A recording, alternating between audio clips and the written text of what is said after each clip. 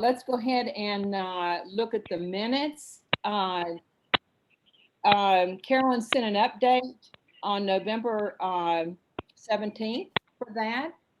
And were there any corrections or additions to the update that Carolyn sent? So would there be a motion to approve the minutes from November? So moved and accepted. I don't think we have to actually vote on the motion. We just have to Okay. accept the minutes. Okay. Okay, good. And Carolyn cannot join us until 2:30 at least, right? So Right. we're going to be changing our time to accommodate that next month. So Michelle, you got the recording on us. I was just about to say, we are Yeah. officially recording. How about the treasurer's report, Anne? I assume all of you got the report. I didn't get any word that it didn't go through this time. So I think we finally found a way to get it to you all. And we're still not spending very much money because we can't do a lot of in-person things. We haven't done our Sunday seminars. We haven't done a lot of postcard mailing, really. So our bottom line looks awfully good. And I would like to announce to everyone, because I just heard about it this morning, we have received an Oak Hill grant. That grant has come through for $2,500 for this year. Great. It goes to the Ed Fund only. That's where it has to go. And I know some of you are new to the league, so I want to caution everyone that this has to be an anonymous donation. We're not to talk about it. We're not to write it. It will be in the minutes, of course, but it won't be anywhere in public knowledge. They want to be totally anonymous. So that has come through and it'll be direct deposited. I've given them the information to do our direct deposit. So we should have that soon. And that's about really all good. I have to say. Yes, Rosalie. Rosalie, you're muted. No. Oh, is she? Well, no, she's not. Can't hear you, Rosalie. She's not muted, but her sound has not been coming through ever since she got on. Yeah. So I wonder if she can hear us. Nod your head if you can hear us, Rosalie. Yep, she can hear. You can? Okay. You may have to use the chat. No, we can't hear you Is your microphone on? internally. Or your volume turned down too low? That's so frustrating. Sign out and come back on. Yeah, and it might say, mine said, do you want to go without any audio? And no. Maybe she didn't click no. I picked computer audio on mine. Rosalie, Jerry said, did you indicate that you wanted to have the audio on that menu thing that we get? We have a choice of having the audio or the video on or off.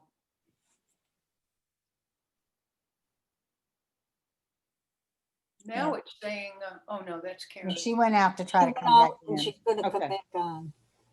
So I Okay, think she might Well, have a we'll, question uh, for me, but you all let's go come ahead. back to her question then. Right, When she that'd be gets fine. available, we'll come back to her question. Okay, any other Uh, questions for me or concerns or any issues you all can think of?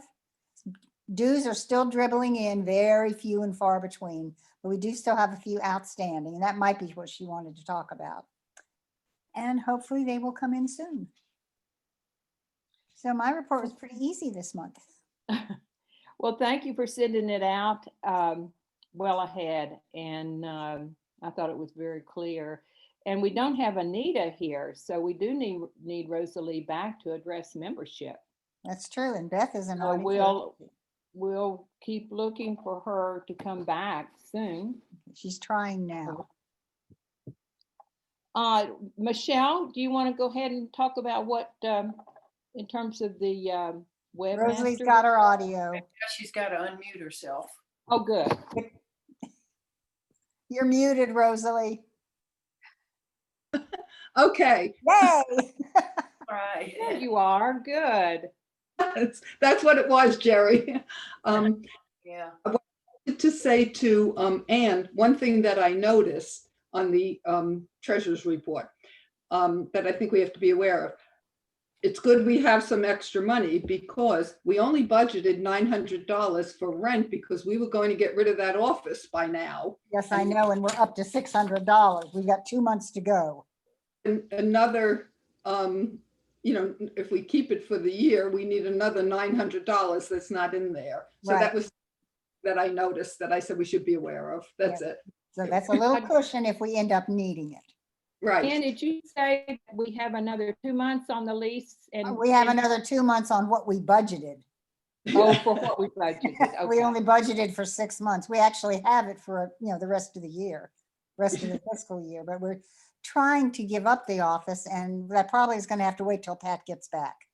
And we'll try to finalize that. Yeah, I have just a little report on that.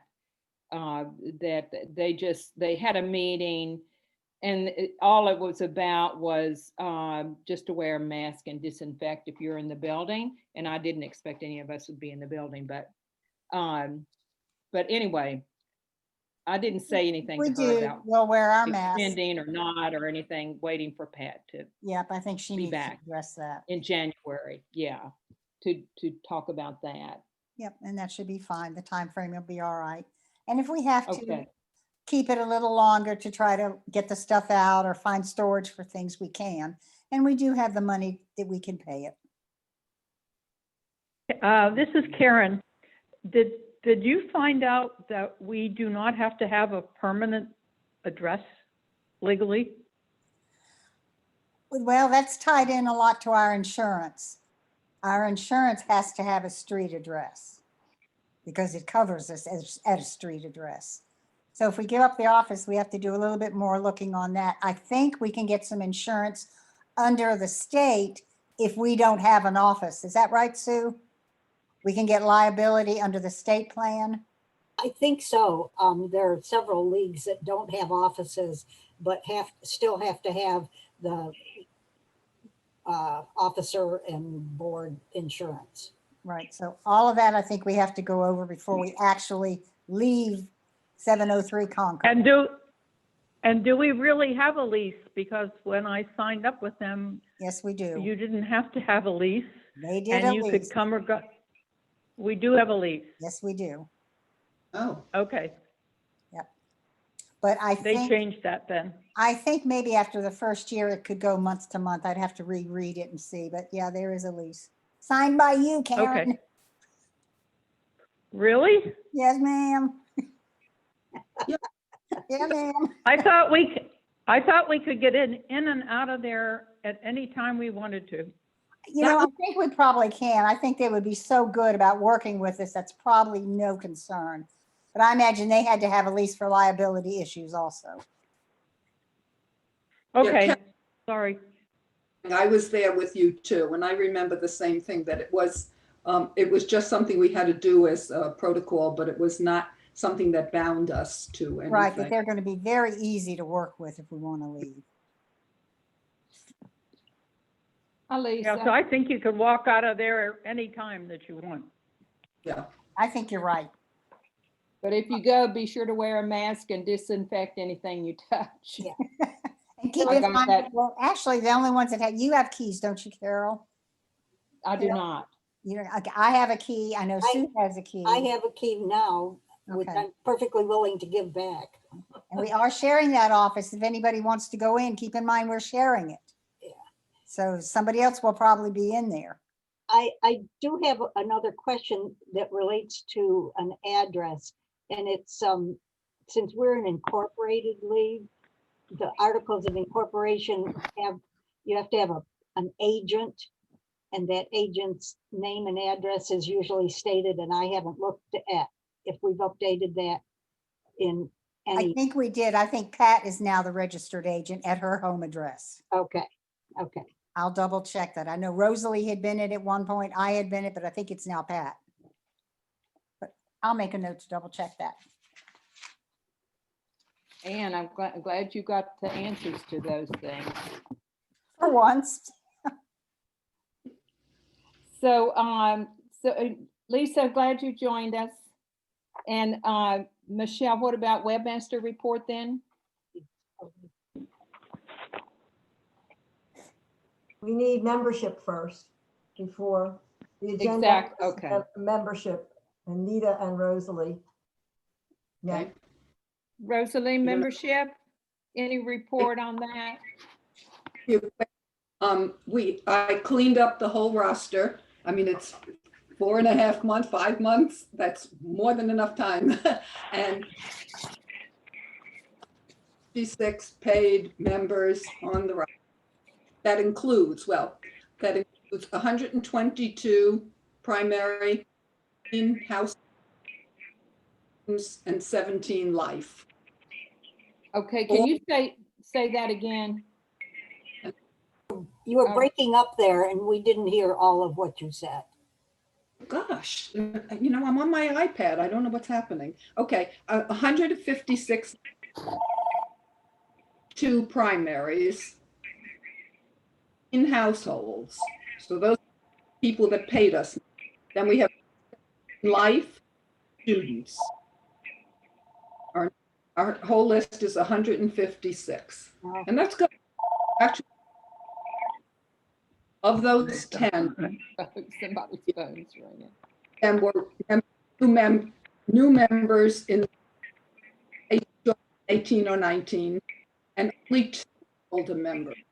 One was, we know, the Perriello is angry at us for something, voter service. And Rosalie, you're not coming through. Your iPad is doing echoing and everything. We can't understand a word you're saying. Yeah, it keeps breaking up. I can give those Yeah. numbers to everyone if you didn't get them. I've got them.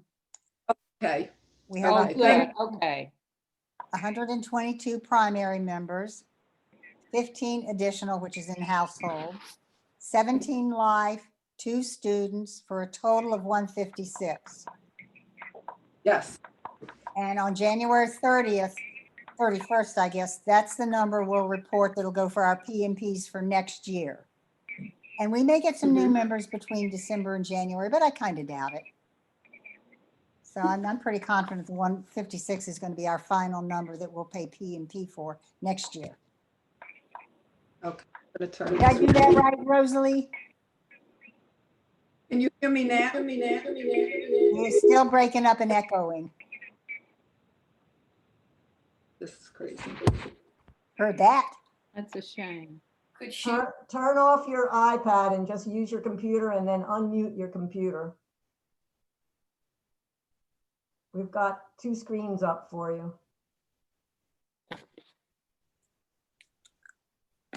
Well, everything's muted for you now. And you're here, it's 2 screens. Well, now she's going all together. There she is. Okay, I'll unmute her. Did you all get the numbers that I was able to give you? Mhm, got her. Okay, because she had sent that report to me. The important thing is that Carolyn is able to hear it for the, Exactly. and I think you were loud and clear, Anne, so I think it should be all right. Yeah. Okay, all right, I'll get off and Carol will let you go back. So I guess it's my turn now. Yes. Okay. So I'm going to do a share screen and show you what I have so far for the newsletter. So hopefully I won't lose you all, but here we go. I'm going to put up. Okay, do you all see this is a draft now, remember, of the December newsletter. Carol, can you give me a thumbs up if you can see the share I screen? can see. Oh, good, thank you. Okay. So as you know, our big plan now is to do program planning on Sunday, December 6th from 2 to 4 p.m. So this is the traditional opening of the newsletter. We always go through what is program planning. And then this year, and Sue Lewis, you could always hop in if I'm saying anything wrong, but this year we studied local and state league positions because we have to prepare for our annual meeting on May 3rd, 2021, and the state league convention on June the 5th. And so what we're asking at this December planning meeting is, do we wish to retain current positions, to act on them, and or to begin new studies with the goal of establishing consensus and positions for action on other issues? And as part of this review, we hear from committee members who will be suggesting updating current local program action statements, and our recommendations from this meeting are presented to our members for approval at the annual meeting in May. Now, again, I bow to you, Sue. Does that sound correct with what we do at this Sunday program planning meeting? Yeah, it's perfectly fine. My concern is that the State League hasn't sent out the form that we use for reporting, and they're a little behind. They'll have a meeting, I think it's a couple of weeks, early in December, and surely they'll have that ready by then. Okay, here's what I did, knowing that, because I remember you had mentioned that the last time we talked. I said to prepare for the 2020 meeting, meaning our local meeting, that first of all, we have to look at our local program. Yeah. And so what I've done is put in on the following page what is now the check sheet for our local program. And thanks to Carol, this is all updated because, as you know, there was a complete reorganization. And let me just let Beth in. She's asking to be admitted. Okay. And so the complete organization means that we now have a new chart here. So it starts with government and we go through each of those. Then we go through natural resources and social policy. And Carol will be leading this meeting. Then, like we did last year, we say, is there a new study on a local issue? Number 2, is there an update of a current position? Number 3, is there a position to delete? And number 4, is there this is a local position you think needs to be emphasized for action? If so, what type of action would you like to see? So all of this has to get taken care of at the December 6th meeting. Now, there were 2 pieces that were left over that were voted upon when we did our annual meeting. Remember, we did that all virtually and people voted by postcard. But the 2 pieces were that we had some, I don't know whether to call them amendments, updates, I guess they were called updates, to both the health and family life education and health services in area public schools and to the education section. Now, this is in our local program. And what I've done is I haven't underlined it. I've taken what Carol has given me. There were several underlined sections in this health part that add qualified mental health professional for each school and physical and mental health programs, et cetera, et cetera. So basically, it's just the suggested revision is I guess what you'd call an update. And we have to bring that to the December planning meeting because it has to go forward, I guess. And that it's the next step that I don't know. Does it just simply go back to us at the board for approval and then goes into the annual packet? Or do we have to have some study or some consensus? Or that's the parts I don't know about what happens next. These are just some updated, you might say, revisions in both cases. In the education part, it was something that's almost so obvious. Support for local policies that promote learning by recognizing the basic needs of all children include mental and physical health and adequate nutrition. And then there's a 2019 there, and I don't know whether that meant it was supposed to go in at 2019. It wasn't. Michelle, I thought we voted on that in May. No, we voted. No, here's a memory I have that questions came up about some of these issues, because I have a memory of someone asking it whether this had been, I guess, kind of, looked into or studied. I have a memory on one of these, somebody said, well, did you look into whether there already is a qualified mental health? Yeah, I, And so I remember some discussion, but I don't know that we came to conclusion. well, the resolution was in the annual packet. The resolution to that question, you're absolutely right, Beth, was that I wish I could show this to you, but in the annual packet, we had presented the report to members and we said, is there a restudy of a current position you would suggest? And that's where both of these items came up. They came up as a restudy, and members actually voted on the postcard to say yes to these. I don't think we had any negative votes for any of the program that we presented to members via postcard. So Beth, you're right. And it did not go into the yellow handbook. These suggested revisions are not in there now. So if we want them in there now, then we have to go through the process again. But I don't know what happens after program planning. We obviously have some suggested pieces here, but I don't know what is the next step. Well, Michelle, I think that'll go pretty quickly at the meeting, probably. I think it's pretty straightforward what we need to do. And we haven't had a chance to go into the schools. I mean, some of it had to do with contacting the schools to find out about some of their programs and things. So in the meantime, I'll try to follow up on both of these to see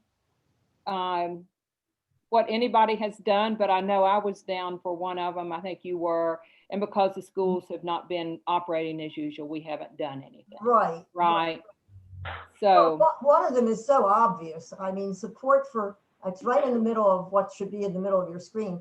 Support for curriculum and programs that prepare students for a 21st century workforce by providing emphasis on scientific, technological, engineering, and mathematical skills that correlate with critical thinking in the cyber age. I mean, this is something that's been going on in the schools for the last decade through all the STEM curriculums. So that one, I mean, it really doesn't take any intense study to add this. And then the other one right underneath it, which is equally important, support for increase in internet access and cyber education. This includes teaching about artificial intelligence and how to be discriminating readers and listeners and dealing with media as early as first grade. Support all aspects of community education, including teaching about gun safety, violence prevention, and protection.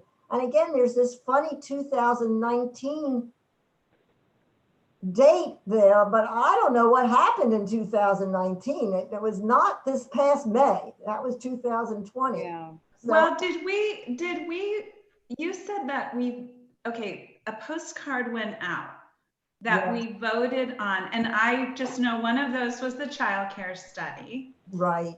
And the revisions that we suggested based on the child care study. And that was put in the new handbook. Yes, along with natural resources. Okay, which so had an update, and along with government, which had an update. But these two sections were not in a part of that section. Oh, interesting. Okay, well, Can so I we've got to, and I think we can address it in December, but Michelle, you clearly defined what we need to bring before the group, the membership at the December 6th meeting. Those two things. We'll be talking about that, but we also will be having some other things to discuss. All right, Sue. Thank you. I mean, I have no idea how these went through. If they went through at an annual meeting, that's not the way to do it. They need to be, if somebody needs to propose them at our program planning on the form in the normal process. And then, and I believe, Michelle, you asked what happens then all these suggestions go to the board and they discuss them. And the board actually has, at the state level, it's referred to recommended items and non-recommended items. And the board has the opportunity to ask the members at the annual meeting to approve these suggestions, updates, whatever you want to call them, or new studies, whatever. but the board does send that on, and they also have the obligation to let the members know if they don't think we should ask for approval of those, to let people know what also came through the program planning process that did not get approval. It's not that complicated, but there No. is a process. And Uh, it's ultimately out of program planning, going to the board. Out of that comes the proposed program for our annual meeting. Okay. So Sue, we have already proposed it. And It has to go through the process one more time. I mean, okay, because it came through not the normal process. It well, just, I can, the form from last year, I can't put it up here right now, but I'll send it to you. The form that we used, and it does have these two issues on there. And at the May meeting, we voted that it was okay to look into this. Yeah, and So that- the that's proposal fine. was Right, but okay, but we Yeah. haven't, but as Michelle said, we have to find, okay, what was the result of that? Is that what we we're have gonna, to let the members know that there are basically ongoing proposed studies. Mhm, okay, They're already in the pipeline. okay, mhm. And that's how that came about. Mm-hmm. But they still have to be looked at. okay, yeah, but well, People have an opportunity to say, no, I don't want to do that proposed study anymore. Or yes, we need to continue it, because that's theoretically a continuing program item Right, that has to be looked at as all of our other regularly adopted program items are looked at. right. Well, Okay. which committee? Because I'm not sure. I there have no is a idea. I have separate nothing to do with education- that. No, I'm just wondering who made these proposals? I don't know anything about that. well, Well, I think don't that, you think that whoever made them would be the person to quote unquote, like, defend them or give the reasons for them? And as our form indicates, and it's always kind of indicated, that list of the volunteers that are willing to work on it. Yes, and that's what's in the annual packet. And we had, is there a restudy of a current position you would suggest? And we said, yes, a restudy of the education position to assess the need for increased internet access and cyber education in schools. And then I listed my name as volunteering to work on that, but as you know, we never got a chance to do that. And then Mimi Bender and Carol Cutler were listed as the volunteers to work on the mental and physical health Right. Parts of the health and family life and education services. Oh, okay. So maybe is it because of the pandemic and the interruption? Well, this makes so much more sense to me now. Okay. So the reason why you didn't get together and work on it is related to the timing of the pandemic? Exactly. Perhaps? I see you shaking your head, Michelle. Yes. yeah, Exactly. we have been Okay, so given the now the okay. pieces of this puzzle are coming together a little better then. So- I see, yeah. So the membership gave Michelle, Mimi, and me the okay to go ahead and to look into Right. this. We haven't done it. So we just need to give that report at our meeting and let folks know what we did not do, and we may carry it over. Well, yes, we can do that, but like Sue said, these are sort of like proposing mom and apple pie. I mean, it's not like you have to do some kind of in-depth research on either one of these issues.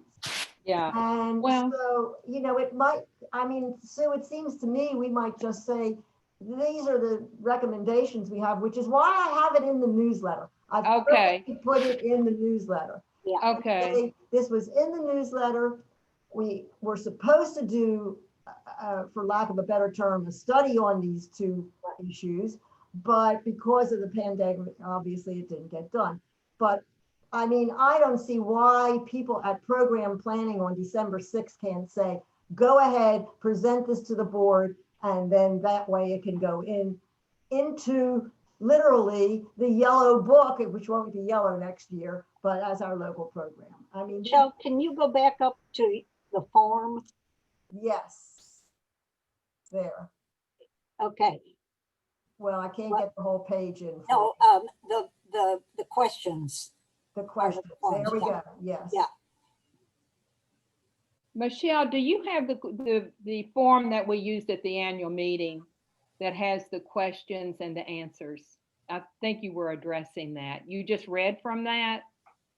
Yeah, I just read from it. Yeah. I don't know, you can't put that, but anyway, that's what we went over last year. This is Yeah, the form we're gonna use for this year. Carol, Yeah, may I exactly. Yeah. suggestion? Carol, may I Yes. make a suggestion? For the educational information, you can probably find a lot of that on the DOE state website in their curriculum. You Exactly. could find it on the county curriculum guides, or I could talk to for the counties, our local counties. We can get this done. You and I get together on the phone. We can actually go over this and get it done, and all of this settled, except for mental health issues. I think that is certainly something that needs to be addressed later. But right now, we can get that the STEM situation, what other educational things, that was done in 2013. We can easily do it. Okay, well, I think we better move on from this, Yeah, from talking about what we're gonna do for program planning. Is there anything else with the newsletter? Yeah, the reason I'm wanting this is all going to go in the newsletter. So I want to make sure everybody understands why I've put it in. And then the newsletter will have a place for tickets. So our program planning, because it's going to go to the entire membership, which is 100 and some people, you will have to register by clicking on a ticket. There's a couple of other things I want to draw your attention to for this newsletter, and also to give you the dates. There are two things at the state level that are very important that are coming up that you also must do registration for.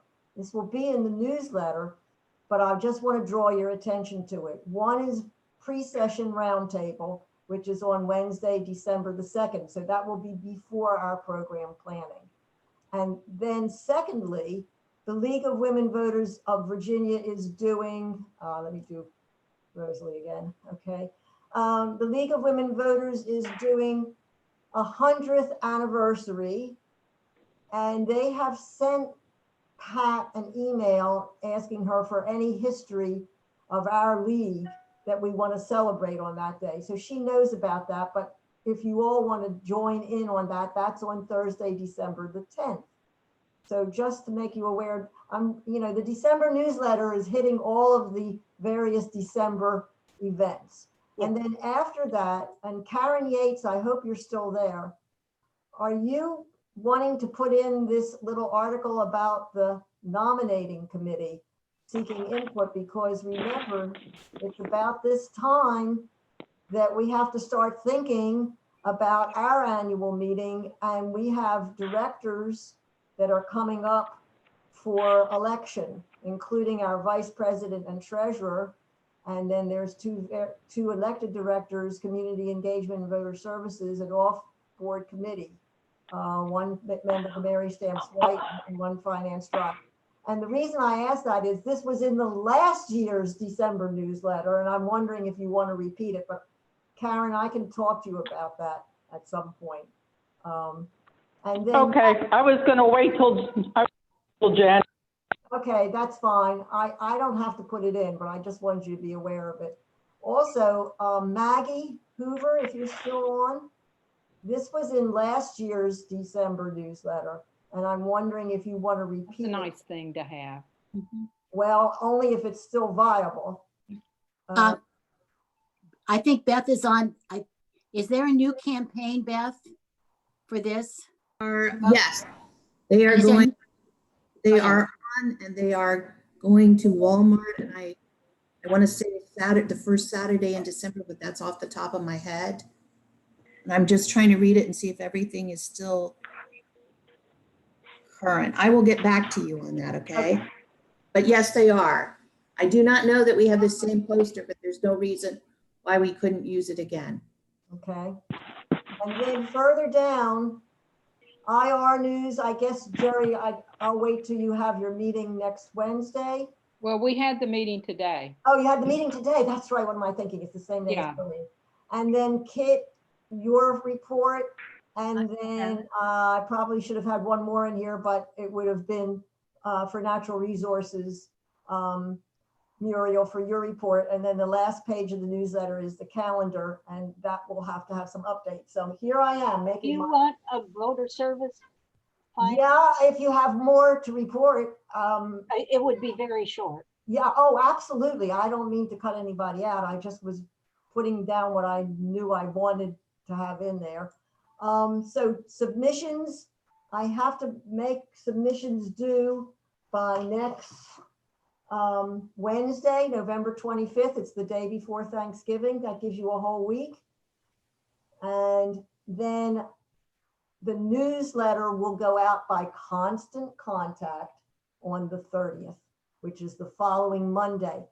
That only gives us a week for people to register, but I think it's better to do it after Thanksgiving than right before the holiday. So Jerry Kruger and Lisa Hillgartner have been on the ball. They've already prepared the postcards to go out to announce program planning. But I told them to wait until today because I wanted to make sure all of this was okay with all of you before they tell people how to get there, how to, you know, I assume Lisa or Jerry, I'll let you pop in on this, but you can send the card out today is what I'm trying to say. The website's been updated with the information about program planning. So if you're referring people to the website, I haven't seen the postcard, but if you're referring people to the website, then it should be fine. I will send out the postcards this afternoon after we get off this meeting. Great, Lisa. They're Thank you. done and ready to go. Okay. All And right. is that early for the December 6th meeting to send them out now? Well, with the, oh Lordy, I just lost everybody. Hold on a second. We still see you. Yeah, but I lost what I wanted to do here. I lost my share screen. Hold on. Let me get that back up. Oh, I see what it is. I have to do stop share. Okay, hold on. There we There go. we go. Okay. Okay. Anyway, So do you want to wait a week or so before you send out a December notice? well, it's only 2 weeks away, believe it or not. And with the mails these December days. 6th? Oh my gosh, you're right. It's And a very, holiday. okay, okay, Yeah, I think if Lisa sends them out. okay. And the website is up to date. That's the critical piece, because I assume, Lisa, it tells you to go to the website, or Jerry, does it tell you to go to the website to register? I'll have to look at the postcard. You don't have them with you, do you, Lisa? Oh, I can go get it. It's on my refrigerator. Yeah, she's unmuted, so. I have it right here. It says, go to our website, go to LWV-CVA.org and see the November newsletter for more details. Mhm. For questions or further information, call Carol Cutler. So that's it.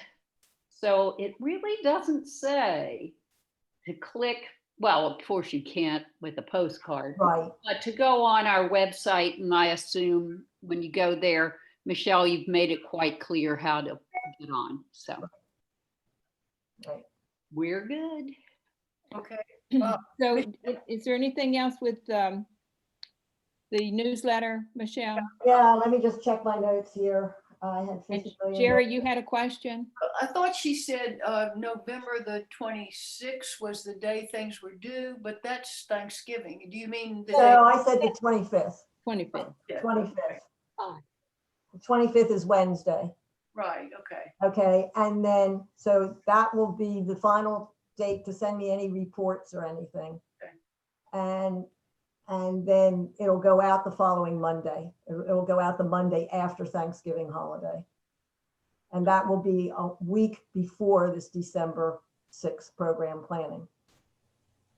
And remember also, there's all these other things that are in between too. The pre-session and then the following week is this 100th anniversary. So there's a lot going on in those first couple of weeks. of There December, is. right? And Muriel, I have one question for you. Are you still scheduling your natural resources committee meeting for, oh gosh. let me get It's my- the 30th. Yes, the day before, no, the 20, the natural 24th. resources meeting is the day before your deadline. Yeah. Oh, I I thought it have, was the 30th. No, this is the natural resources committee, not the committee, okay. comp plan. right. Yeah, I have a conflict with that, but I'll discuss it with you later. Oh, Because okay. I'd have to open the meeting for you, so, Right, yeah, well, we could set it up the way Pat did. We'll talk about it. okay, that's fine. I just wanted to mention that. Okay, I'm done. I'm muting. Michelle, thank you so much for organizing us. I don't know what we would do without the newsletter as a reference for everything we've done and everything we're going to do. I just depend on it so much, and I appreciate it. But I just want to tag on to the comments that we made about the program, and then I won't say anything at the end. But in regard to program, besides everything Michelle said, one thing, of course, we've got to look at the state programs, but that's in the newsletter. But what's not in the newsletter is I'm interested in our looking at a updated statement on housing and justice reform. So that will lead, so the housing, we've got the US position. So we just need to look at what is locally relevant to housing that we might want to highlight. And the other thing is justice reform. I know Kit is working on that, and we had a really thorough report in our November newsletter about justice reform. So Kit, you're next on the agenda. So I'll just ask if, besides what you had in the newsletter, do you have any update with justice reform? Yes, I do. We had a very good meeting today. In fact, two parts of a meeting. Looking at the proposal or the informational quest actually that Tracy Griggs put together, which is so readable and really gives a lot of direction, I think, for where we stand right now. So we're working towards really putting together a case, essentially, for the status of justice in our area, in connection with what's going on in about 5 other counties that are focusing on criminal justice reform and the state positions on justice reform. And in order to work towards that, we're going to look towards gathering personal stories, analyzing the data that exists, especially our local data from Neil, considering the economic impact of the criminal justice system on communities, identifying some of the limited local resources, but the very positive resources such as George's House, and looking ultimately at equalizing justice by gender. Now that also includes equalizing justice by color and nationality. And so it's a very broad look at things. But I think the way we're developing this is we're going to work through what she's put together as an outline, sort of month by month by month. And at the end, I think we're going to have something pretty solid as far as what we want to share about the status of criminal justice, where we are here, how it relates to what the positions of the state and national league are. And then, if we've accomplished all that by then, it may be clear that there's some kind of action that we should be considering moving forward later on. So I'm very encouraged by this. She's a very organized person. She writes very, very, very well, and is going to have something put together for us before as a result of our meetings before the planning meeting next month, so that we can at least tell everybody where we're going pretty specifically and what we intend to do. I'm very impressed with what she's done. I think we've had very good conversations about it. And I hope we have settled on a date for our regular meetings as the second Thursday at 10 a.m. of every month. So hopefully we'll be able to, moving forward on this, draw everybody in.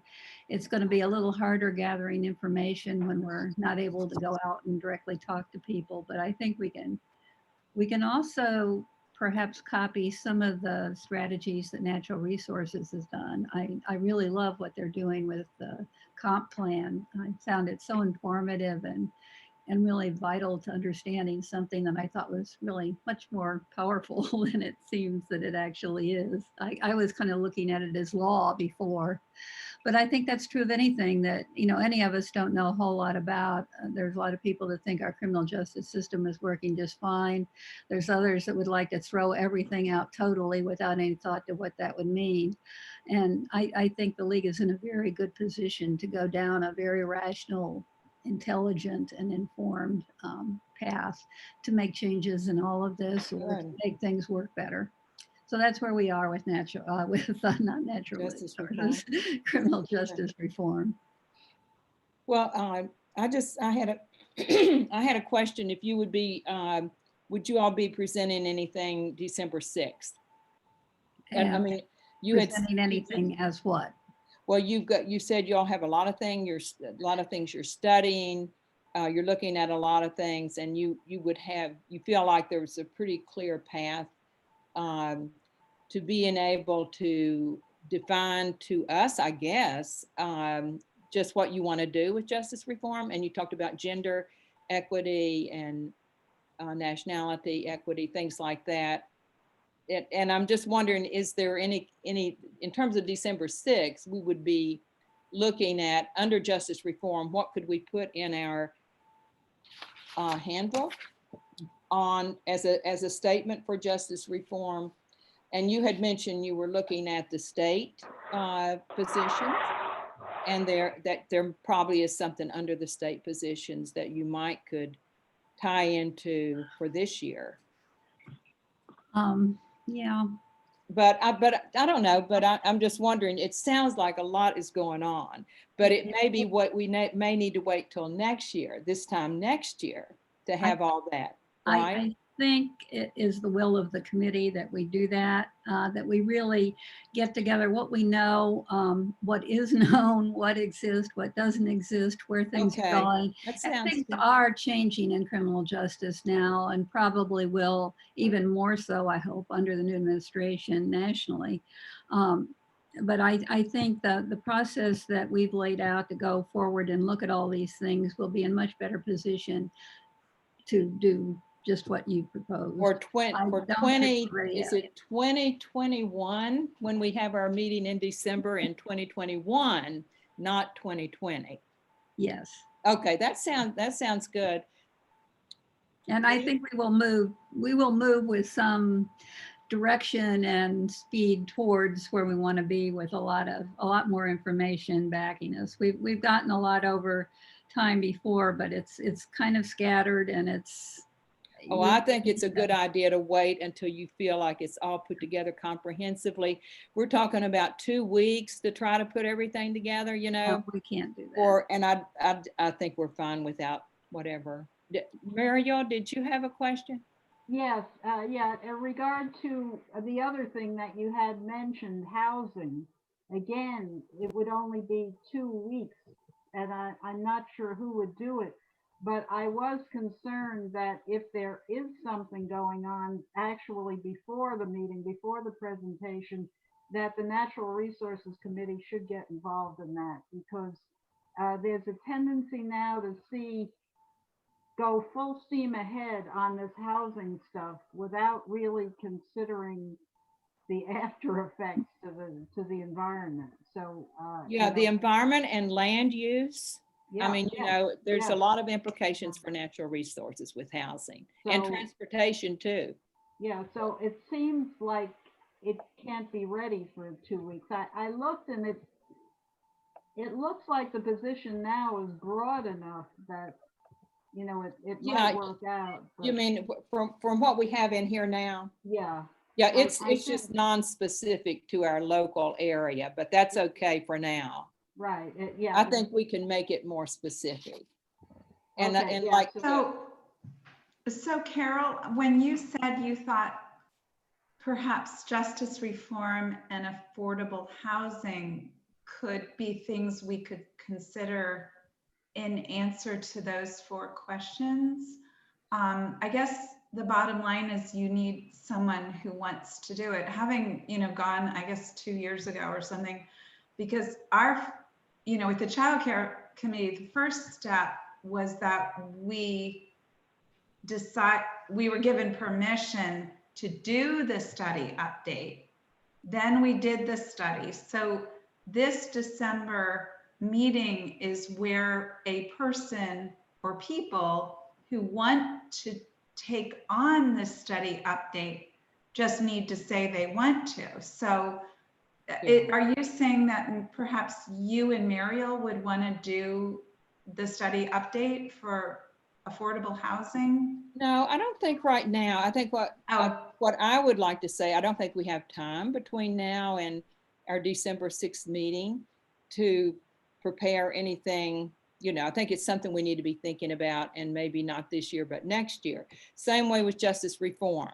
It would be nice if we had something to put in our handbook about justice reform, because Kit and the committee are actively working in the community now, in that area. But I think for anything, formal in our handbook, we can wait. Sue. Yes, thank you. I love what all of the various committees do, but Beth, Carriel, and I seem to be the only city people. And I want both the Justice Committee and the Natural Resources Committee to think about the city also. Do not gear every one of your studies only to the county. Very good point. I just had conversation online with Sally Thomas about something, and it was my clear when I read the statement, I'm going, there's nothing about the city in this. And I'm just asking those committees who do wonderful work, all of you do, but please don't forget the city. And our other counties, all of us. Well, yeah, that's way down the road from my perspective. Well, we have the women's prison. That should be justice reform. Yeah, but I really, this is my thing. Please, there can't be more, there must be more league members that live in the city that we could get more involved in things. But your committees, I'm just going to ask you flat out, are all of your committee members county members? Justice reform and housing. Well, we don't have a housing committee. No, I'm talking natural resources. Natural resources. And justice. I'm not sure. Well, I'm just begging you to be inclusive. City has a lot of issues in justice reform. Lots of issues. We're aware that there's a difference. And we had, we're doing a comp plan update, zoning updates in the city. Nobody on these committees seem to be paying attention to that. Well, I'm sorry, I'm a crabby city person, so I'm just letting you know that when I read things from the league and it's not inclusive at all, that it only comes to Albemarle County, I get just a tad cranky. Are you volunteering, Sue? I will do whatever anybody asks me to do. You're on a lot of committees now. Well, I think, I think Sue's point is really well taken, but I also, was it you, Anne, who said something about all of the counties? I think we tend to know more about where we live.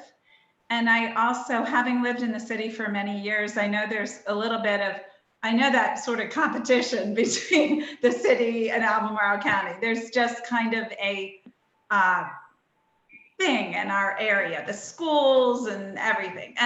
But I strongly also have to say, Sue, that I think Anne made a point that our league really covers the Jefferson Planning District. And so it really should include all the city and then all of the counties in the Jefferson. But I think Sue is making a good point because we in the city sometimes feel a little left out, but I'm just saying others might feel left out too. And they might not volunteer for committees, or they might not be asked. But there are solutions, and I will wait till the childcare and I will tell you a solution that came up along these lines in childcare this month. So, but I think there are solutions. I think people, in other words, I think people in any county can be living in any county and still research what's going on in the city or the entire Jefferson planning district. Totally So, agree. you know, just because I live in the city, I need to know what's going on in Albemarle County and the whole Jefferson area planning district with regard to childcare. Even though I live in the city, so I kind of have a natural tendency to know more because I watch city council meetings anyhow, because I just want to know for myself what's going on. But I think really all of our committees should make some attempts to know what's going on in the city of Charlottesville and the entire Jefferson area planning commission. Yeah, I think you're right, Beth. But I think you start with sort of a kernel of information with where you are. And then when you feel like you've got that established, we're more inclined to branch out to learn more about what's going on in Greene County and Louisa and things like that. So what Kit is looking, I believe, Kit, you're mainly looking at Albemarle County and the We're city. looking at all of the counties in the city that are part of our league. You're already looking at all the planning districts. Okay. And Muriel, we're studying the comprehensive plan for Albemarle County, but. Yes, the comp plan, but this brings up the problem that we've been discussing, I guess, the last couple of months. In the Natural Resources Committee, we're losing our city members. That was how we could keep up with what was going on in the city, because we have input at each meeting from people in the city, but it's getting harder and harder to do that. So I don't know if Maybe if we can invite people from the city to just drop in now and then, like. Well, Sue is raising her hand. Yeah, you've got an opportunity in the December newsletter to indicate that the committee is open to all who are interested in the topic, but you would welcome new committee members from the city, so that it is clear that the issues are being covered. You can word it much better than I'm saying it. Right. And Sue, are you willing to help on that committee? I don't do natural resources. Okay. No, I do. But I think that Sue's point is very well taken, and that she doesn't necessarily need to volunteer. I don't need to. You need for all the committees to make that very important point that we really live in one community, and the whole community that our league covers should be looked at. Yeah, I was going to say that, we had such interest in voter service from people I've never heard of, and this is a good time now that there's not much going on there for recruiting new people to committees and making sure that that they know that you maybe need more people in the city on any of the committees. So This is Karen. Can you hear me? Yes. I want to butt in. I think you have to remember that, and you all know, that there's 24 hours in a day. people, at the end of almost every report, people are invited. And you can't, there's only so many members, and they can't cover everything.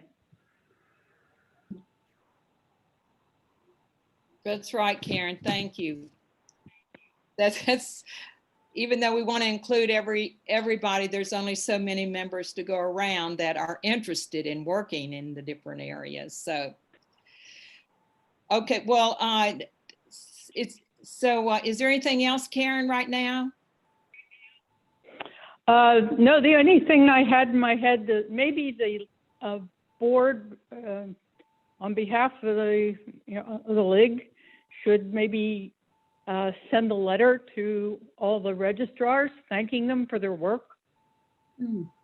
Okay, well, let's see. So let's go to voter services and include that. But Sue, I don't have it. Okay. Oh, I was just going to say, Sue, you had done a lot of, you had a really thorough report in the November newsletter, and thanking everybody in a very expansive way of all the people that was part of your support team for this voter services. And so that was really, really amazing. So, a letter to the registrar sounds like a good idea. Would that come under voter services, or would Pat be the one? I can come up with a letter to all of the registrars in all of the counties. Yeah, I think that's what Karen said. And if Pat wants it to go out under her name, that's fine. Okay, that'll be good. Well, Sue, what do you want to say about voter services after all that? What I really wanted to do for the December newsletter was and thank you for saying something about my November one. I felt it was really important for people to see their name in the newsletter. Well, I had no idea. People feel really good to see their name in the newsletter. And I really did appreciate every one of those people that did that. And there are probably more that were behind the scenes that I didn't know about. But I had in the back of my head that I want to know who worked as an election official, either preferably an appointed election official in this election, because I think there are probably lots of leaguers who were involved as actually at the polls. At the same time, those leaguers who were doing the issue-oriented things at the polls. I have a fairly small report for the newsletter, but I would love to find a way if I could just send out a request to all members to let me know if they worked either before or during or even after the election as an official. There's a letter going out. I don't know which one it was that I worked with Sally on yesterday, thanking, going to the Daily Progress, thanking election officials. But I'd like it in our newsletter to acknowledge the people who actually worked at the polls. So Michelle, I was wondering if I came up with something, if it could be sent out in a mass email, Sure. the way we do other things. Yeah, sure, I can do that. I'm going to do that.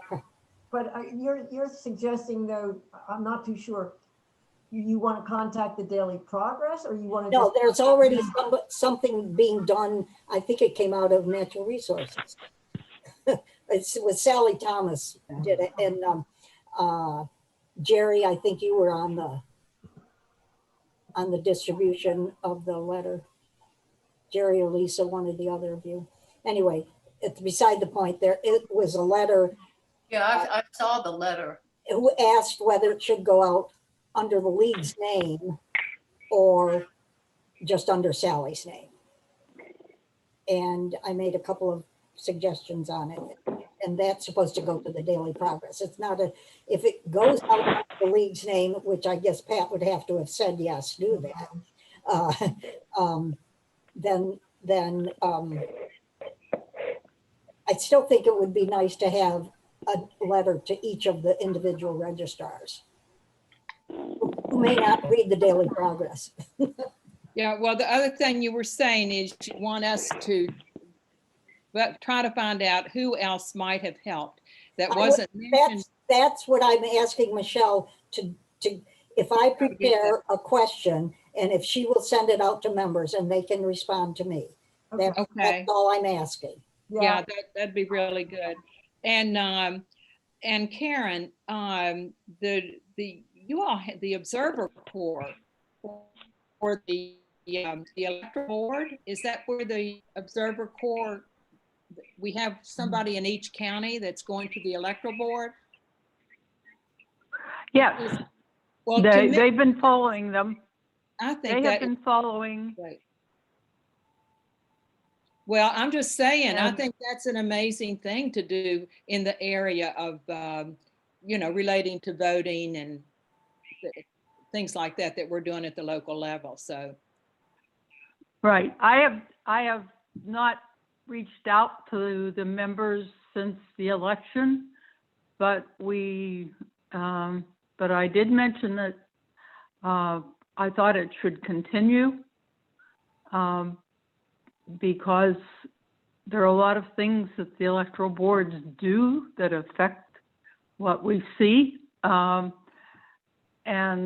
that isn't all done before an election. So I am going to ask people if they're interested in continuing what they've been doing.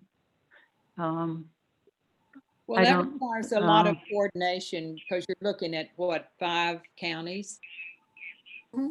Yeah, it doesn't. There's, 5 people have volunteered to do it, and they just report to me. It's pretty easy. So it's pretty easy, but it's a really important thing to do. So I think so too. Yeah, and everybody's been thanked, and but I don't have anything to report for this particular board meeting.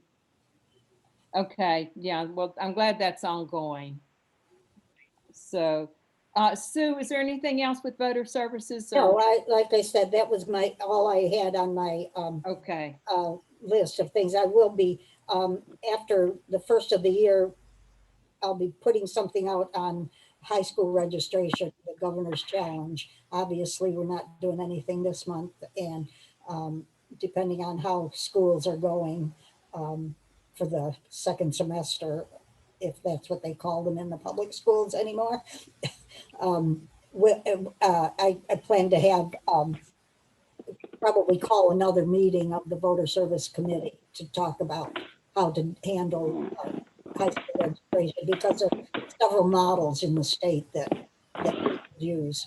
Anyway, that's the only thing that I may say a little blurb on my newsletter article. Okay. That's it. Well, natural resources is on the agenda next, and Muriel, you've mentioned some things, but what did you want to have to say about your report? Not very much. Regarding our last meeting, there were just a few things that we discussed. The most everything now, though, that we talked about, the most important aspect is that the COVID emergency may be causing funding reprioritizations, and that may particularly influence the money that was originally being targeted for the climate action plan targets. So we're just looking at potential changes to a lot of what's going on because of the funding problems. Potential funding problems. The county is doing fairly well. They should be looking at doing some budgeting changes some of the things we talked about were that it would be very good to have small, convenient trash recycled drop-off sites, and that there is a case that could be made for this by tying into the equity requirement for this. It's usually the two ways. Most of the trash gets dropped. The large scale trash gets dropped in the poorer areas, but the other thing is that people who don't have the financial wherewithal to bring their stuff somewhere should have a much more local place to do that. And the only other thing then is that our next book club meeting, the Comprehensive Plan Study Group, is on the 30th. And we'll be studying chapter 5, which is historical, cultural, and there's a third thing, resources. So that's slightly different there from the natural resource area, but it still is a land use issue, and it might be interesting to some of the other communities. Well, all that affects land use is the way I look.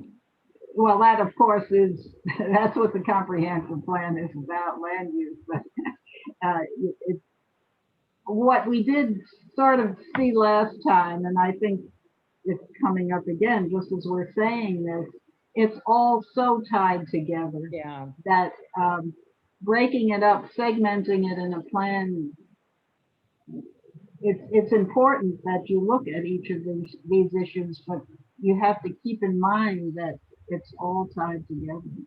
Very interrelated, yeah. Hard to present that in a plan. Yeah. Thank you. And is that it then for? That's it, yeah. Okay. Beth, what about childcare? Okay, I had two things for childcare, but just really briefly, since Sue brought up this issue after Kit's turn, Kit, could you please just make a note, if you think about it, that I'm really interested in citizen review boards with the police reform. So if you have a meeting, I'm kind of following that. So if you have a meeting, I would be interested in going to that meeting. Okay, so childcare, I have two issues. Catherine and I are actually meeting tomorrow. So, but one is national. I want to mention that President-elect Biden, I saw an article that he is proposing like really major tax breaks for parents for childcare. So I'll be really interested in following that and seeing where that goes. As you know, one thing we found in our study is that economics are just really large part of the childcare dilemma. And economics really affect the quality of childcare, the amount of childcare, et cetera. So we will be wanting to follow that. And then my second issue is very local and current. The November 2nd and the November 16th City Council meetings, there was a proposal was brought to City Council that, and it was passed just on November 16th, that people who want to do family day homes in the city of Charlottesville will no longer need to get a special use permit, but only a provisional use permit. This is a change in zoning, and I'm not focusing on the zoning aspects of it. Of course, there are like traffic and whatnot, but this is this issue of making it more flexible and easier for people to start family day homes actually came up before the pandemic.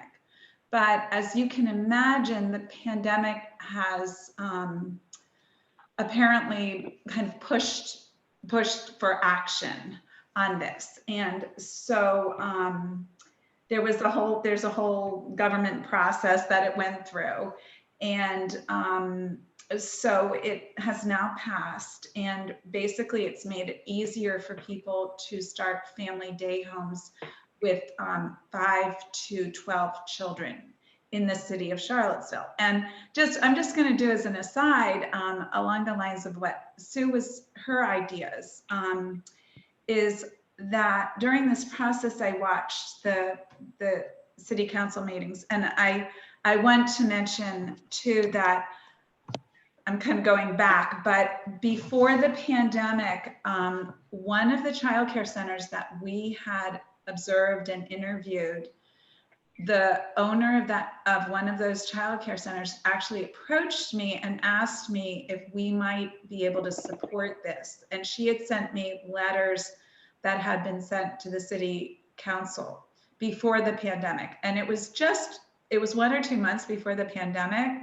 And so I hadn't done anything. And then of course, when the pandemic hit, I just didn't look into that. So it was interesting that this has gone before city council and passed. But along the lines of what Sue was talking about, I did send, I watched the city council meetings, and I also did have to send a few emails to Missy Creasy, and she is the assistant director of neighborhood development, and she's the person who brought it before city council.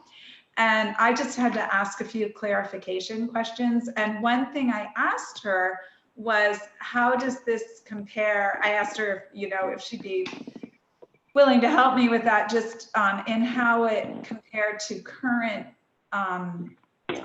laws, codes, regulations in Albemarle County and the Jefferson Planning District. And she said that this was bringing the city more in line with what the county is already doing. So, as you know, we studied the pros and cons of family daycare compared to, we considered it in our study compared to center daycare. And so essentially this is making it easier for them for someone to start a family daycare home. Of course, they still, with 5 to 12 children, they still need to get licensed. And that was there was a minor change in state code there. It was a while ago, but that was another reason why the city had to update this, because we're now down to up to 4 children unrelated can be in a family day home. Whereas according to state law, it used to be 5 children. So part of this change was a change that will keep them in line with the change that happened in the state law. Anyhow, as you know, we looked into family, we considered questions about family home care and versus center care. And just as a reminder, some of the issues of we don't have a stated preference as a child care committee, but we do recognize that there are pros and cons. And one of the cons of family day homes is they actually have the most deaths. That was something we researched, and the most deaths occurred. And just out of curiosity, I called one insurance agent, a State Farm insurance agent, after this to see about liability insurance. And State Farm does not offer a liability insurance for family day homes over 6 children. So that's also, as the insurance agent and I discussed, that's also an indication insurance companies know about safety. So a downside of making it easier to start family day homes is that is safety records, that licensed centers have actually a better safety records as far as like severe problems that occasionally occur. On the other hand, family day homes are, during the pandemic, obviously you can offer smaller pods, and a lot of the time parents prefer it, and the childcare offered in family day homes can be excellent and very personable. So the pros of family day homes is that sometimes it's more personable, as well as the empowerment that women can experience by running their own business out of their home compared to working for someone else in a center. So, so anyway, this is what has occurred in the city of Charlottesville. It's become more flexible, and we do not take it one way or the other, but recognize the pros and cons on family day homes.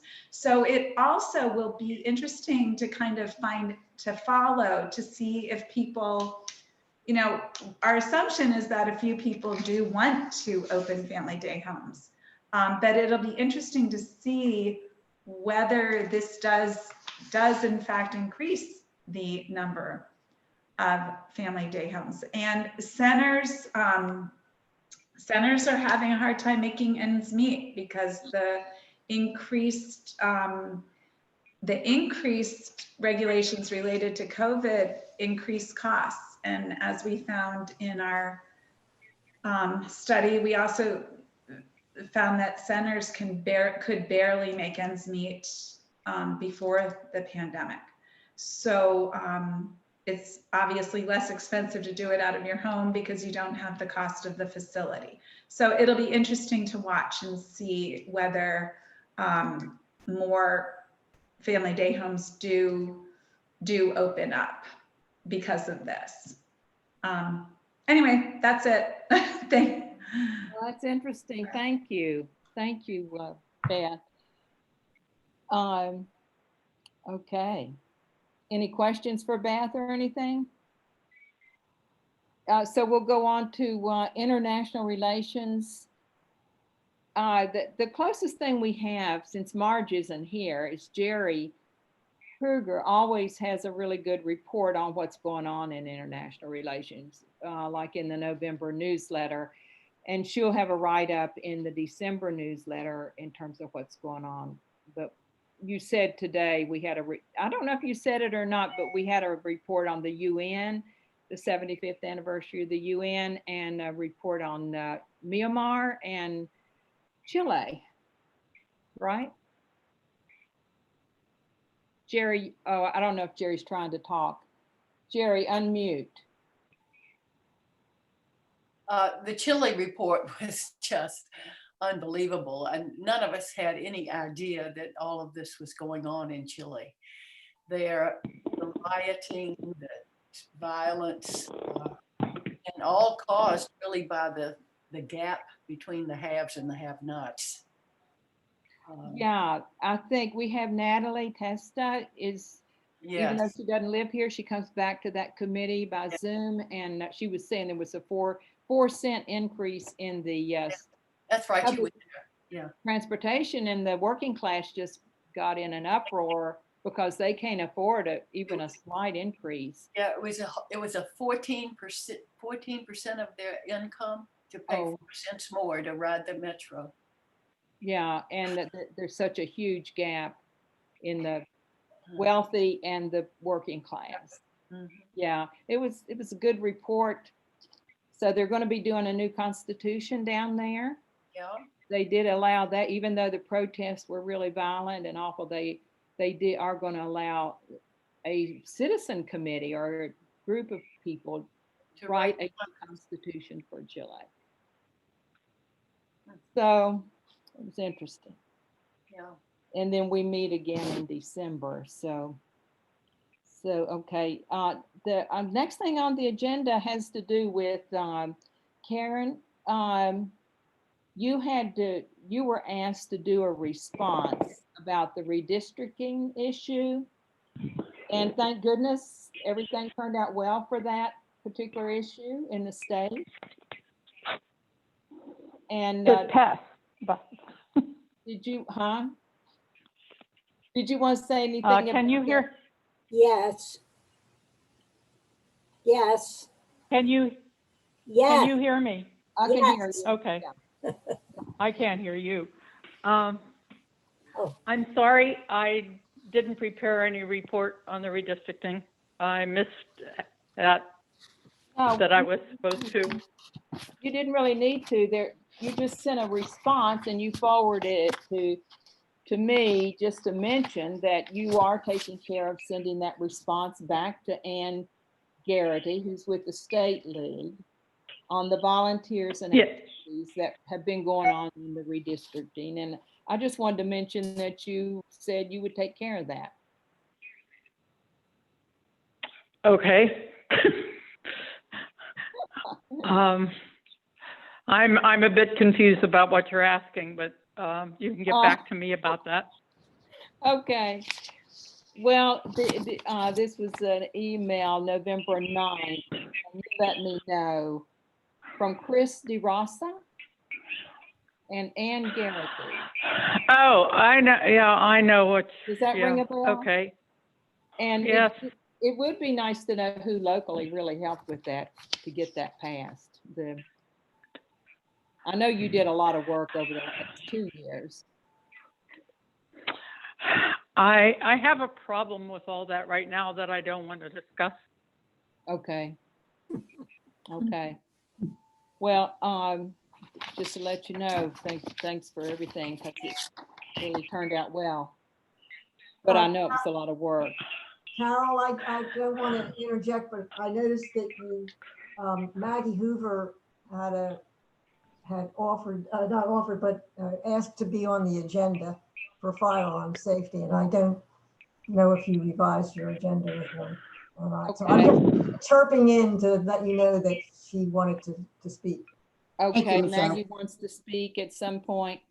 Okay, and we'll just finish up what's on the agenda now. And then Maggie you can bring up what you want to, but is somebody talking? That's like a bird. It's Karen's phone system. It's an echo of something. But Yeah. anyway, the next thing is program planning. We've already talked about that, I think. Don't you think? I think we covered that pretty well, what's coming up. And I don't think we need to say anything more about it because you'll see it in the newsletter. And the other thing I wanted to say was we do have part 2 of the election laws position update now. We've received that and we're going to start reviewing that. We have to get a response back by February. So just to be aware of that. Michelle, I'll send you something to put in the newsletter. Maggie, what did you want to say? Thank you. Just a quick update on Firearm Safety Committee. Okay. Our committee kind of ebbs and flows. Last General Assembly, we were obviously very active and thank goodness, very successful in getting a lot of really terrific legislation passed. Beth Alley and I are on a monthly call, and it's a relatively new call, and it's with other state League of Women Voters, Virginia League of Women Voters who have an interest in firearm safety and coordinating the efforts. So with the last call, at the present time, we know of no legislation, firearm legislation that is going to be presented to the General Assembly. Every town for gun safety, which is kind of the umbrella of all of the others, the moms and Brady's and everybody else, have been meeting and trying to decide 2 things. One, if they want to push for more legislation, and if they do, what would that look like and what would that be? And for Virginia, the things they're talking about, but this is not at all definite, would be 1, to strengthen the background checks to include transfers of guns and not just sales of guns. The second would be to strengthen the extreme risk protection law that was just passed. to allow family members to petition the courts.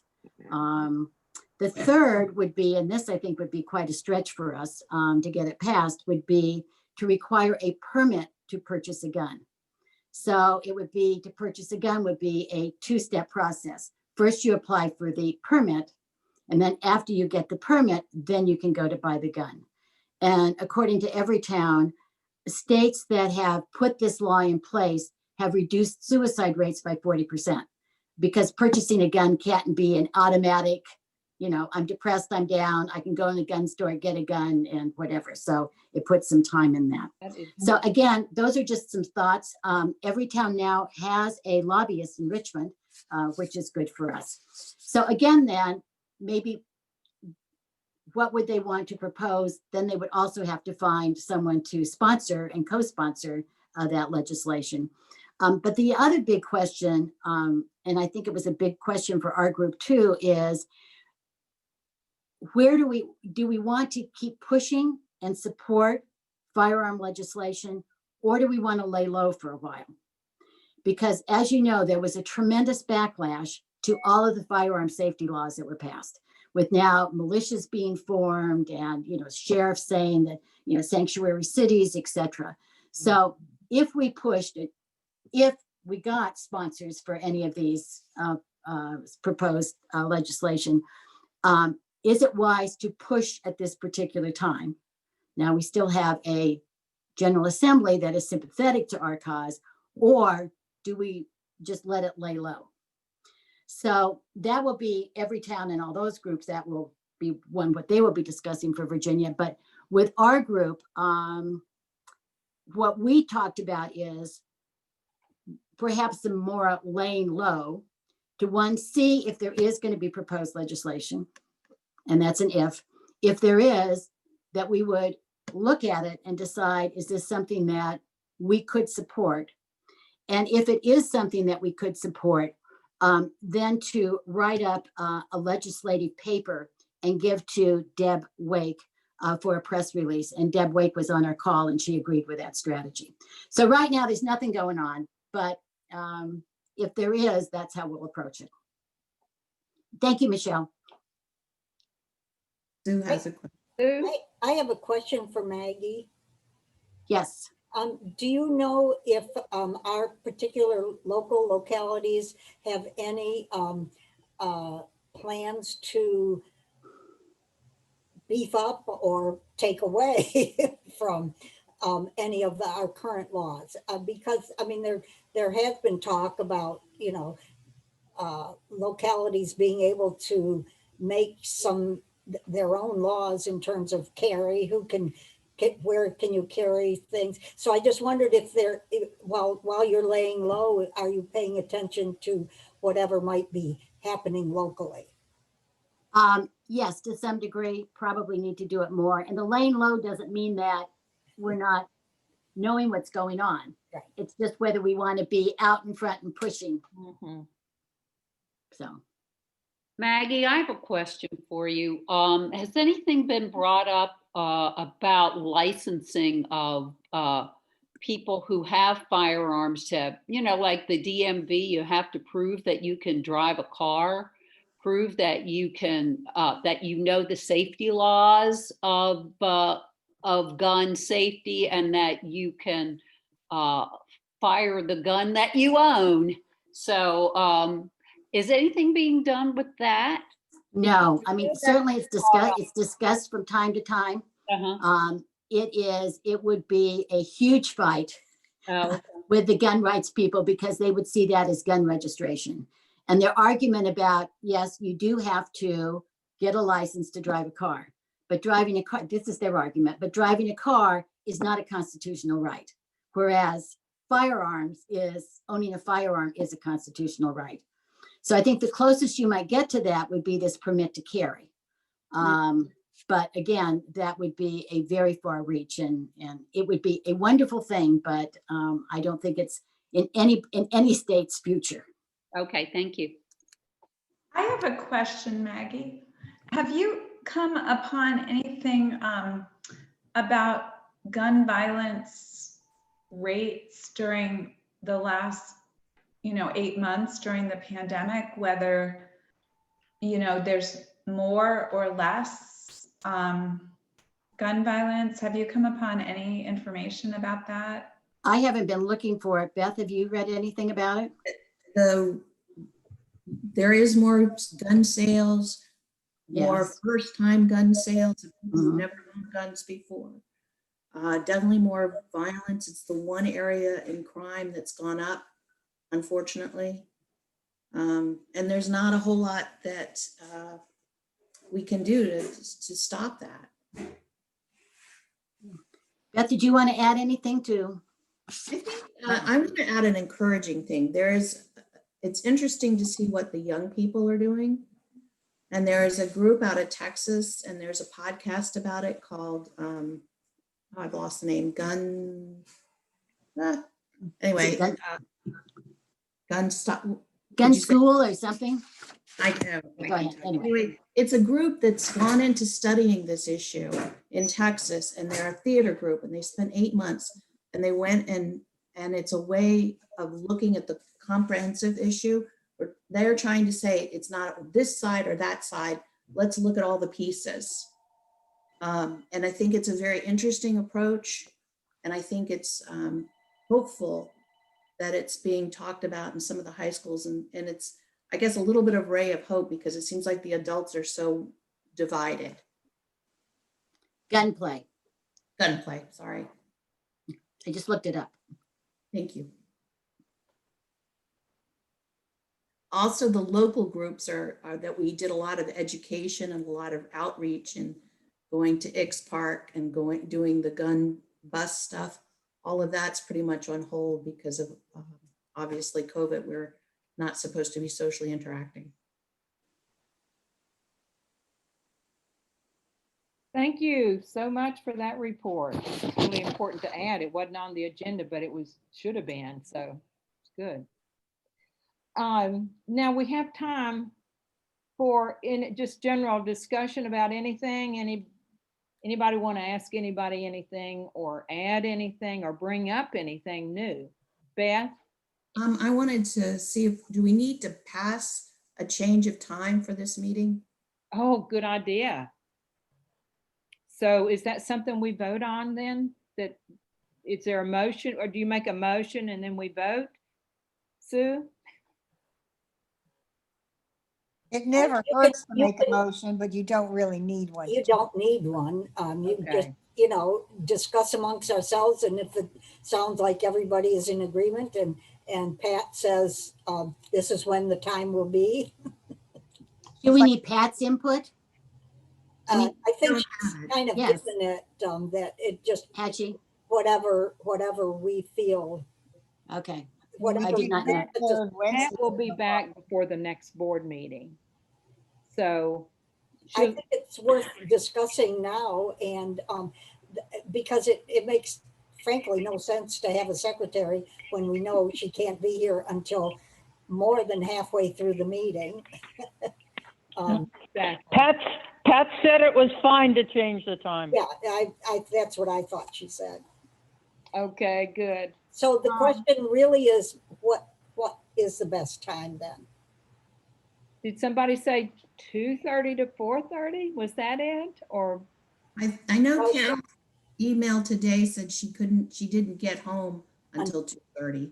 How about I thought she said she doesn't even, her class isn't over until 2:30. That's what I read. Now. Would we want to switch to a morning? We can't. Well, she can't, if she's teaching, clearly. She teaches full time. We could go 3 to 5. 3 to 5? I thought your 3:30 to 5:30 or 3 to 5 would work. It depends on your secretary. Okay. Why don't we let her set the time, and then we can just go along with it? Okay. I'll ask her to set the best time that she can get here. What's and then best for her. 2 hours after that. And it's just as simple as when we changed from the second Wednesday to the third Wednesday. We just do it. Yeah. Okay. And could we just make a general agreement now that we all are fine with either 3 to 5 or 3:30 to 5:30. That's a good point. and Does then anybody pass that have on to her. anything that it would pose a problem if we did change to a later time? Since we're doing everything virtually, nobody has to worry about driving in the dark. Well, Mariel, on the email chain, I just was looking for the email chain about this. And Mariel, you said no later than start time 3:30. Right, yeah, I can work around it, but you know, it would be good if that was if it was 3:30 to 5:30 was the latest. But And it looks, would be good. it looks like 2:30 or 3 start time is what is discussed in this email change. I think 2:30 is now out the window because she can't. Right. She said, okay, so, okay, I'm trying to read the emails while I'm sitting here. But yeah, so it says 2:30 or 3, and it sounds like 3 could work. 3 to 5 might work. It sounds like 3 is what. Carolyn's not here yet. No, she's not on yet. So maybe we need to go to 3:30. When I wrote that email, her schedule is changing slightly. So maybe we need to try 3:30. Is she teaching online or is she teaching? No, she's teaching in person apparently. Oh, okay. I think she said, my sense was that she wasn't going to come today, but that she was just going to watch the recording. Correct. So maybe we just need to ask her whether 3 or 3:30. I know, but you know, I don't want to make a big deal about it. Personally, I'd probably prefer 3 if that was possible, but it's not necessary to me. But Well, I'll send her. Maybe we just need to ask her. And ask her and send, as soon as I know, as soon as she responds with the time, I'll send out a email about the time. Yeah. For the next meeting. I wanted to apologize. I thought that it was already decided we were going to meet at 30.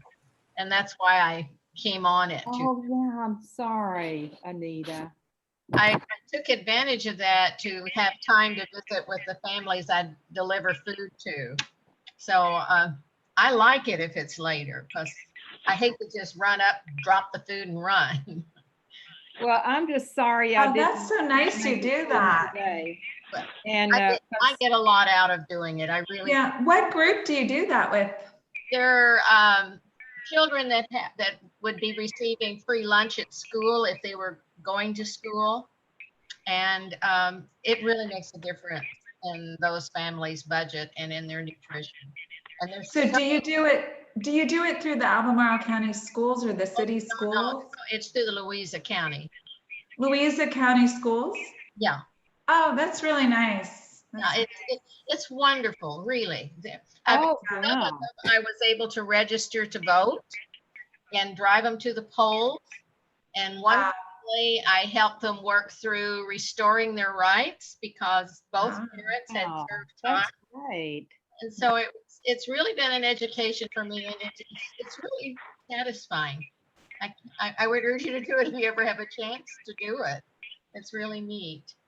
Well, it is neat, Anita. I miss you at the IR meeting, though. I miss the IR meetings. I really do. Well, is it every Wednesday that you do that? Yes. During the summer, it was Tuesdays and Thursdays, but now it's just on Wednesdays. Okay. I move to adjourn. Anything else? Oh, okay. I don't know who said it, but it sounds good. A second, I guess. Ann said it. Ann always says it. Okay, I guess we'll adjourn, and don't forget to read the yellow handbook on the programs before we have our December 6th meeting. All right. So see you then. Okay. Thank you all. Bye. Bye. Thank you, Michelle, for doing this part. Thank you, Carol. I don't know if she heard me, but.